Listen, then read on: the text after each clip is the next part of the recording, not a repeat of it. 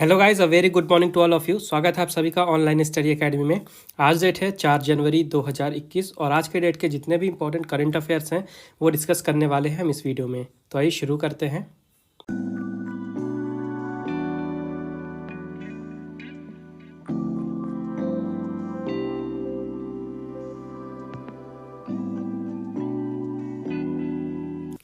तो आज की पहली न्यूज़ है, prime minister Narendra Modi laid foundation stone of 6 lighthouse projects.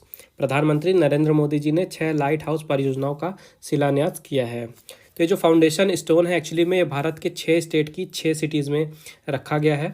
कौन कौन सी सिटीज़ हैं? मध्य प्रदेश की इंदौर, गुजरात का राजकोट, तमिलनाडु का चेन्नई, झारखंड की रांची, त्रिपुरा का अगरतला और उत्तर प्रदेश का लखनऊ। तो इन 6 स्टेट की इन 6 सिटीज़ में इस लाइट हाउस प्रोजेक्ट का शिलान्यास किया गया है। और लाइट हाउस प्रोजेक्ट है क्या? तो इस स्कीम के अंदर में लगभग हर सिटी में 1000 से भी ज़्यादा घर बनाए जाएंगे एक साल के भी कम टाइम में। ठीक है। और इसमें नए ज़माने की जो नई टेक्नोलॉजी है इनका यूज़ किया जाएगा और इनमें इंफ्रास्ट्रक्चर फैसिलिटीज़ दी जाएंगी। तो ये जो घर हैं ये बनाए जाएंगे GSTC इंडिया के अंडर में, यानी कि global housing technology challenge India के अंडर में। तो जैसा कि मैंने बताया कि कंस्ट्रक्शन सेक्टर के जो भी नए एज के इमर्जिंग नई टेक्नोलॉजी हैं, जो भी नए मटेरियल्स हैं और जो नई नई प्रोसेसेस हैं, इन सब का यूज़ करके ये घर बनाए जाएंगे और इनको बनाने में काफ़ी कम समय लगेगा। और इसके बाद जो पीपल्स हैं उनको एक अफोर्डेबल और कंफर्टेबल घर प्रदान किया जाएगा। नेक्स्ट अपडेट है, BEL signed contract with Indian navy to supply indigenously developed laser dazzlers. BEL ने भारतीय नौसेना के साथ स्वदेशी रूप से विकसित लेज़र डेजलर की आपूर्ति के लिए अनुबंध पर हस्ताक्षर किए हैं। तो BEL यानी कि भारत इलेक्ट्रॉनिक्स लिमिटेड, इन्होंने एक एग्रीमेंट साइन किया है इंडियन नेवी के साथ, जिसके तहत लगभग 20 इंडिजिनसली डेवलप्ड यानी स्वदेशी निर्मित लेज़र डेजलर जो हैं ये इंडियन नेवी को प्रदान किए जाएंगे BEL के द्वारा। तो ये जो डेजलर हैं ये डेवलप किए गए हैं defence research and development organisation यानी कि DRDO के द्वारा। एक चीज़ ये भी इंपॉर्टेंट है इसमें कि ये जो आप वर्ड देख रहे हैं लेज़र, तो साइंस के सेक्शन में आपसे हो सकता है इसका फुल फॉर्म पूछ ले। तो लेज़र का आपको फुल फॉर्म भी याद रखना है। लेज़र का फुल फॉर्म होता है light amplification by stimulated emission of radiation. ठीक है। तो लेज़र डेजलर होता क्या है, आप ये देख रहे हैं, ये लेज़र लाइट टाइप का होता है। ये एक नॉन लिथल वेपन होता है जिसका यूज़ किया जाता है जो भी सस्पिशियस यानी ऐसे व्हीकल्स जिन पे शंका है सेना को, कोई ऐसे व्हीकल्स आ रहे हैं जहाज़ की तरफ या कोई बोट आ रही है, कोई एयरक्राफ्ट आ रही है, तो उनको वार्निंग देके उनको रोकने के लिए इसका यूज़ किया जाता है। बात करें भारत इलेक्ट्रॉनिक्स लिमिटेड की, तो इसका हेडक्वार्टर है कर्नाटका के बेंगलुरु में और चेयरमैन और मैनेजिंग डायरेक्टर हैं MB गौतमा। नेक्स्ट अपडेट है, Patna meteorological observatory gets centennial observing station status. Patna मौसम विज्ञान वेधशाला को शताब्दी मौसम विज्ञान वेधशाला का दर्जा मिला है। तो जो पटना का मौसम विज्ञान वेधशाला है उसको अभी हाल ही में वर्ल्ड मीटियोरोलॉजिकल ऑर्गेनाइजेशन की तरफ से ये दर्जा दिया गया है शताब्दी मौसम विज्ञान वेधशाला का। और ये दर्जा दिया क्यों गया है? तो जो पटना का मौसम विज्ञान वेधशाला है ये एक्चुअली में 100 से भी ज़्यादा टाइम हो गया, 100 साल से भी ज़्यादा टाइम हो गया इसको अपनी सेवाएं देते हुए, और जो मौसम से रिलेटेड इन्फॉर्मेशन है ज़रूरी ये सब देता है ये मीटियोरोलॉजिकल सेंटर जो है पटना का। तो इसकी स्थापना को लगभग 100 से भी ज़्यादा साल हो चुके हैं, तो इसीलिए इसको शताब्दी मौसम विज्ञान वेधशाला का दर्जा दिया गया है। किसने दिया है? वर्ल्ड मीटियोरोलॉजिकल ऑर्गेनाइजेशन यानी कि WMO ने। इसकी स्थापना हुई थी 1950 में। इसका हेडक्वार्टर है जिनेवा में और यहाँ के प्रेसिडेंट हैं गेरहार्ड एड्रियन। और ये है पटना में जो विज्ञान वेधशाला है। तो पटना कैपिटल है बिहार की। यहाँ के चीफ मिनिस्टर हैं नीतीश कुमार और गवर्नर हैं फागू चौहान। नेक्स्ट अपडेट है, Assam assembly passed the Assam ease of doing business amendment bill 2020। Assam विधानसभा ने Assam ease of doing business संशोधन विधेयक 2020 पारित किया। तो ये जो बिल है नया Assam ease of doing business amendment bill 2020, तो ये रिप्लेस क्या करेगा, एक तरह से जो पुराना असम का ease of doing business act था 2016 का, उसमें संशोधन किया गया है और उसको अभी हाल ही में पारित किया गया है असम की विधानसभा के द्वारा। तो ये अमेंडमेंट के पास हो जाने से जो असम है वहाँ पे जो सेंटर की तरफ से एडिशनल बोरोइंग है, जो बोरोइंग यानी फाइनेंशियली हेल्प ली जाती है केंद्र की तरफ से, इसमें 0.25% का बढ़ावा मिलेगा, यानी 0.25% एडिशनल बोरोइंग की जा सकती है सेंटर की तरफ से। इसके अलावा जो असम की सरकार है उन्होंने कहा है कि ईज़ ऑफ डूइंग बिजनेस के लिए वहाँ पे जो प्रोसीजर्स हैं उनको और भी ज़्यादा सिंप्लीफाइड किया जाएगा और जो सिस्टम है उसमें ज़्यादा एफिशिएंसी लाई जाएगी और जो प्रोसेस है उसमें ट्रांसपेरेंसी यानी कि पारदर्शिता लाई जाएगी। इसके अलावा गवर्नमेंट ने ये भी कहा असम की कि जो भी एटमॉस्फियर है बिजनेस को लेके असम में उसको और भी ज़्यादा इन्वेस्टर फ्रेंडली बनाया जाएगा। तो ईज़ ऑफ डूइंग बिजनेस होता क्या है?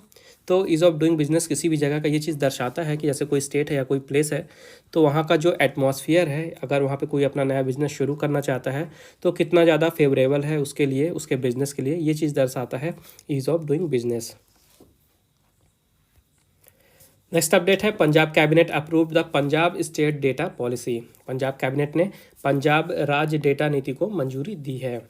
तो ये जो पॉलिसी है इसका मेन एम है कि जो भी सिटीज़न हैं वो सर्विसेज को एक्सेस कर सकें, जो भी सरकार के द्वारा, पंजाब सरकार के द्वारा सर्विसेज दी जा रही हैं वहाँ के सिटीज़न को, वो उसको अच्छे से एक्सेस कर सकें। उसके अलावा क्या कुछ है उसमें प्रोग्रेस कितना है उन सर्विसेज में, इसको भी ट्रैक करा जाएगा इस पॉलिसी के थ्रू। उसके अलावा जो पंजाब है ये भारत का पहला स्टेट बन गया है जिन्होंने इस टाइप की डेटा पॉलिसी को लॉन्च किया है, ये चीज़ भी याद रखिएगा। तो इससे एक फैसिलिटी ये भी मिलेगी कि जो गवर्नमेंट का डेटा है उसको आसानी से एक्सेस किया जा सकता है और उसको आसानी से शेयर भी किया जा सकता है। इसके अलावा जो गवर्नमेंट की स्कीम है, जो सर्विसेज हैं, उनके लिए इफ़ेक्टिव प्लानिंग भी की जाएगी।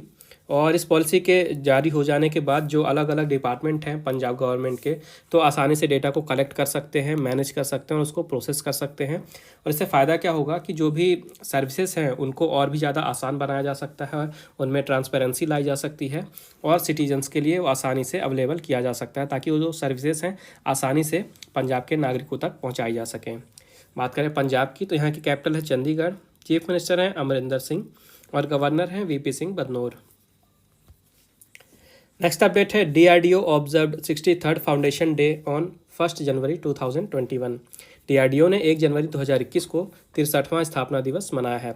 तो डीआरडीओ आप सभी को पता है भारत के लिए डिफेंस की जो रिसर्च और डेवलपमेंट का काम करती है जो संस्था, उसका नाम है डीआरडीओ। डीआरडीओ का फुल फॉर्म है defence research and development organisation. Okay, तो इन्होंने 1 जनवरी 2021 को अपना 63वां फाउंडेशन डे यानी स्थापना दिवस मनाया है। कब? 1 जनवरी 2021 को। इसकी स्थापना हुई थी 1958 में और अब इसके 63 साल पूरे हो चुके हैं। तो शुरुआत में डीआरडीओ ने अपनी शुरुआत की थी सिर्फ 10 लैब से और अभी तो आपको पता है कि डिफेंस से रिलेटेड हर एक क्षेत्र में काफ़ी ज़्यादा फैल चुका है डीआरडीओ, काफ़ी ज़्यादा वास्ट हो चुका है, काफ़ी बड़ी संस्था हो चुकी है ये। और इसकी स्थापना की गई थी जो भारत का डिफेंस सेक्टर है वहाँ पे रिसर्च का जो वर्क चल रहा है उसको और भी ज़्यादा इन्हांस करने के लिए। बात करें डीआरडीओ के चेयरमैन की तो ये हैं डॉक्टर जी सतीश रेड्डी। हेडक्वार्टर है इसका न्यू दिल्ली में और स्थापना हुई थी 1958 में। नेक्स्ट अपडेट है, IFSCA becomes associate member of international organisation of securities commission. IFSCA प्रतिभूति आयोग का अंतर्राष्ट्रीय संगठन का सहयोगी सदस्य बना है।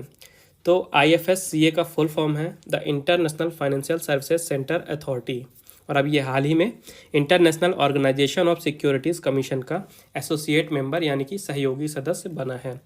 तो ये जो international organisation of securities commission है इसका शॉर्ट फॉर्म होता है IOSCO और इसका हेडक्वार्टर है स्पेन के मैड्रिड में। और ये है क्या? तो ये एक तरह का इंटरनेशनल ऑर्गेनाइजेशन है किसका, जो भी पूरे विश्व भर में अलग अलग कंट्रीज़ हैं तो वहाँ की जो सिक्योरिटी मार्केट है और जो वहाँ की सिक्योरिटीज़ मार्केट की जो रेगुलेटर हैं, ओके, तो जितने भी अलग अलग कंट्रीज़ के सिक्योरिटी मार्केट के रेगुलेटर हैं ये सब मिलके एक संगठन बनाते हैं जिसका नाम है IOSCO। ओके, तो इसमें लगभग पूरे विश्व भर के 95% के देश के जो सिक्योरिटी रेगुलेटर हैं सिक्योरिटी मार्केट के वो सभी मेंबर हैं।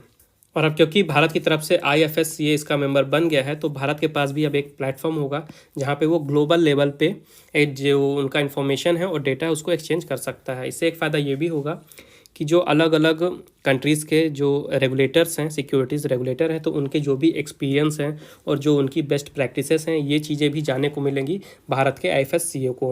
और उसके बाद ये सारे नॉलेज का यूज़ करके जो भारत में सिक्योरिटीज़ रेगुलेशन का काम होता है उनमें इसका यूज़ किया जा सकता है।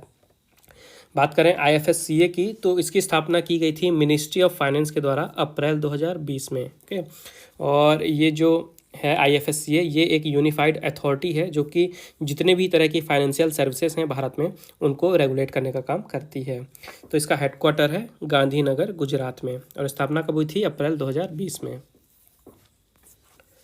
नेक्स्ट अपडेट है Asian development bank and India sign $10 million loan to support horticulture in Himachal Pradesh. ADB और भारत ने हिमाचल प्रदेश में बागवानी का समर्थन करने के लिए $10 मिलियन ऋण पर हस्ताक्षर किए हैं। तो एग्रीमेंट साइन किया गया है भारत सरकार और एशियाई विकास बैंक के बीच में, जिसके तहत ऐसे प्रोजेक्ट या एक्टिविटीज़ जो कि हिमाचल प्रदेश का जो हॉर्टिकल्चर प्रोडक्शन है यानी बागवानी है उसको बढ़ाने में, उसके एक्सपेंड करने में अपना मदद करेंगे, अपनी हेल्प करेंगे, उनके लिए ये प्रोजेक्ट होगा। तो ऐसे प्रोजेक्ट्स को फाइनेंशियली हेल्प देने के लिए एग्रीमेंट साइन किया गया है। कितने का? $10 मिलियन का। ठीक, बात करें हिमाचल प्रदेश की तो यहाँ की समर कैपिटल है शिमला और विंटर कैपिटल है धर्मशाला। चीफ मिनिस्टर हैं जयराम ठाकुर और गवर्नर हैं बंडारू दत्तात्रेय। और एशियाई विकास बैंक की बात करें तो इसकी स्थापना हुई थी 1966 में। इसका हेडक्वार्टर है मनीला फिलीपींस में और प्रेसिडेंट है मसात्सुगु असाकावा। नेक्स्ट अपडेट है एशियाई विकास बैंक को ही लेके। Asian development bank will provide $231 million loan to enhance power generation capacity in Assam. Assam में बिजली उत्पादन क्षमता बढ़ाने के लिए एशियाई विकास बैंक $231 मिलियन का ऋण देगा। तो एक्चुअली में जुलाई 2014 में एशियाई विकास बैंक के द्वारा जो असम का पावर सेक्टर इन्वेस्टमेंट प्रोग्राम है उसके लिए एक लोन के लिए अप्रूवमेंट मिला था और उसी लोन की ये तीसरी किस्त है। ओके, थर्ड ट्रांचे है उस लोन की। कितनी? $231 मिलियन की। तो इस प्रोजेक्ट के अंडर में लगभग 120 मेगावाट का हाइड्रो इलेक्ट्रिक पावर प्लांट जो है इसे कंस्ट्रक्ट किया जाएगा।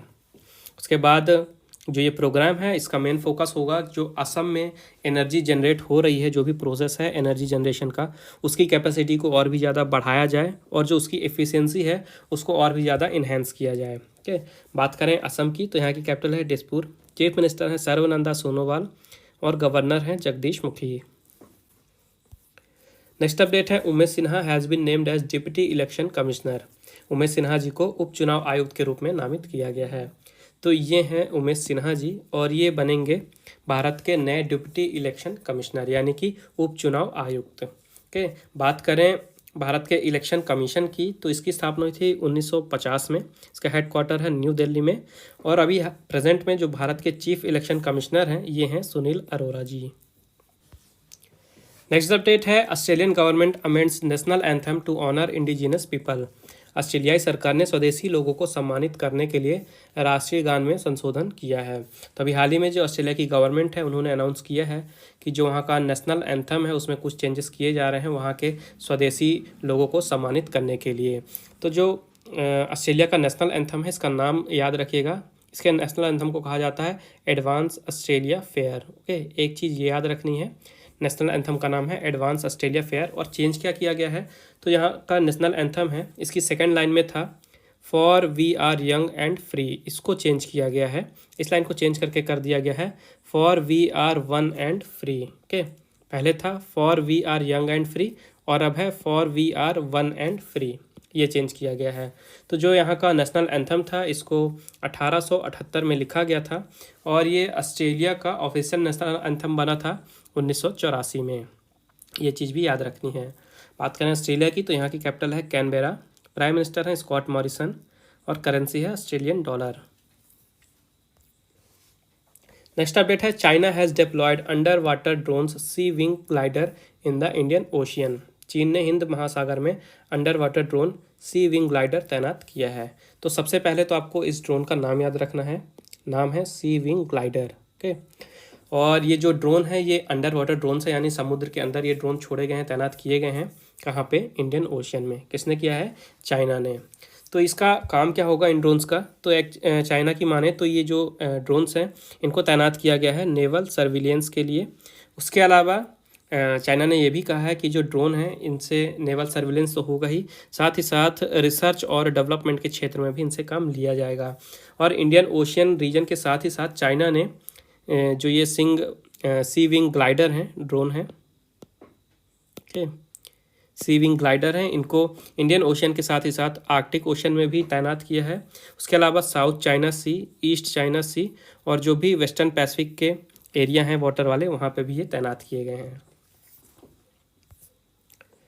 नेक्स्ट अपडेट है harmony foundation distributed the mother Teresa memorial awards for social justice. Harmony foundation ने सोशल जस्टिस के लिए मदर टेरेसा मेमोरियल अवार्ड्स वितरित किए हैं। ओके, तो कौन वितरित करता है मदर टेरेसा मेमोरियल अवार्ड, ये याद रखना है।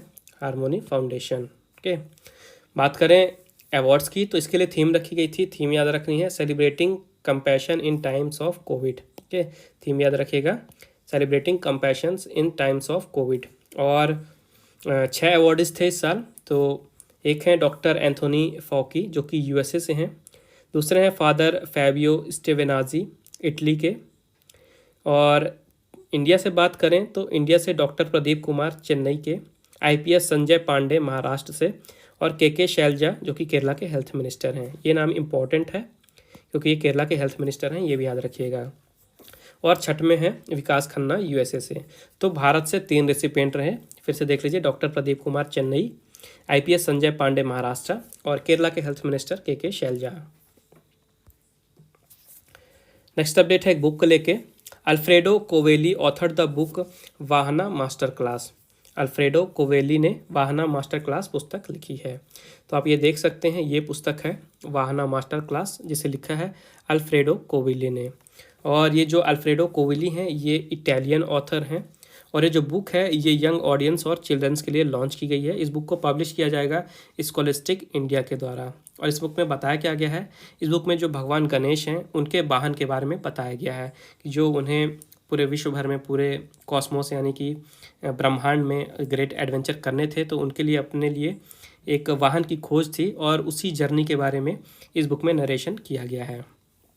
तो ये थे आज के important current affairs. I hope आपको यूज़फुल लगे होंगे। वीडियो पसंद आई है तो प्लीज़ वीडियो को लाइक करें, शेयर करें ज़्यादा से ज़्यादा, और चैनल को सब्सक्राइब जरूर करें, और नोटिफिकेशन आपको मिलती रहे इसलिए मेक श्योर बेल आइकन भी ज़रूर दबाइएगा। साथ ही रिवीजन के लिए अगर आपको पीडीएफ फाइल या MP3 फाइल चाहिए तो उसकी भी लिंक नीचे मैंने डिस्क्रिप्शन में दे दी है, आप वहाँ पर विजिट करके फाइल डाउनलोड कर सकते हैं।